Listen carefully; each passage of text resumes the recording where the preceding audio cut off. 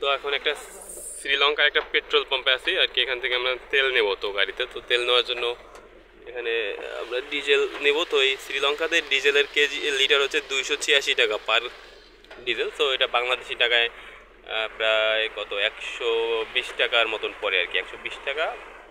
তো বাংলাদেশেও মোটামুটি 120-22 টাকায় তেলের দাম, ডিজেলের দাম, বা একটু কম বেশি হতে পারে। তবে এখানের তুলনায় দাম মোটামুটি সব। তো দেখতে পাচ্ছেন যে উনি আসলে গাড়িতে আর কি তেল তেল দিচ্ছে আর কি, আমরা ডিজেল দিচ্ছি, ওই দিকে দেখা যাচ্ছে। তো এটাই আর কি যে,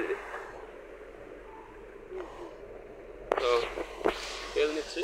তো ওনাকে টাকা দেবো, আমরা 5,000 টাকার তেল নিব।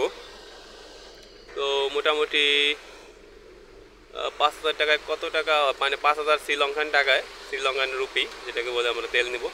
তো এই যে হচ্ছে একটা পাম্প, এটা খুব ভালো পাম্প আর কি। আজকে যদিও খুব বৃষ্টি হচ্ছে এই দিকটা, দেখতে পাচ্ছেন রাস্তা। তো আমরা বাইরে যাবো। তো